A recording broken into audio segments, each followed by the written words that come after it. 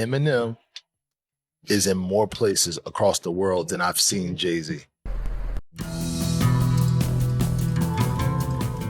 Hello again and welcome back to another one. And the fact that the Jay-Z versus Eminem debates are still on is a testament to their greatness. And on the Rory and Mal podcast, American DJ Don Cannon stopped by and he was asked about his thoughts on these debates, and it's exactly what I would expect from someone who is well traveled around the world. And his take sparked reactions from many online, including Royce the 5'9", and we'll get to more on this in a bit. Today we also have more huge milestones for Eminem globally and also in the United Kingdom that remains one of Eminem's strongest markets in the world. And we'll start with the UK. Check this out from the official charts. Eminem sees two classic albums on the climb this week. The Eminem Show returns to the top 40 for the first time in 20 years. Curtain Call is back in the top 5 for the first time since 2006. Sheesh.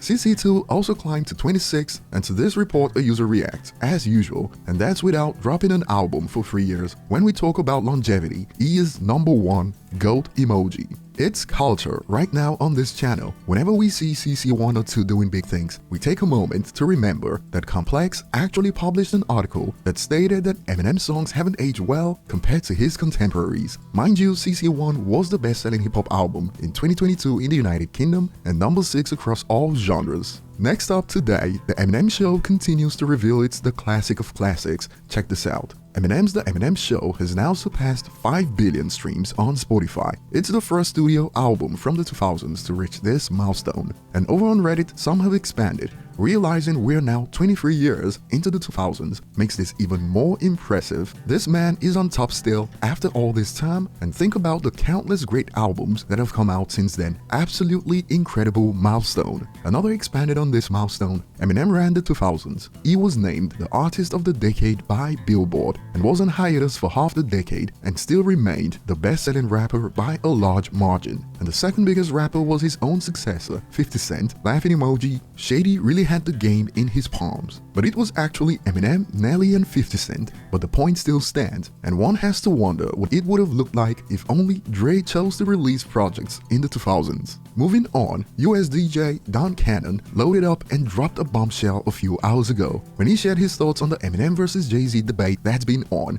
who had the bigger impact in hip-hop. And this was shocking, at least for the host. Check it out. I'll ask the question to you. Yep. Does Jay-Z have a bigger impact on hip-hop than Eminem, or does Eminem have a bigger impact? It almost might be even, but I would love to even hear what Jay has to say. We probably never will talk about it, but I hate answering these questions for the simple fact that there's so many A, B, C, D, E, F, Gs. Yes. You know what I mean? So my first time traveling to Japan and all these places like Africa, I will say that Eminem is in more places across the world than I've seen Jay-Z.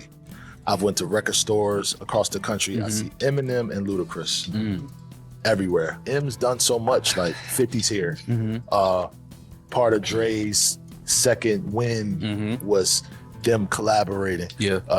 The movie 8 Mile, like so much came out of it. I mean, think about this. One of the staples in hip hop is Shade 45. And those are the things which makes me feel like, worldwide, maybe in hip hop, he may have the most influence.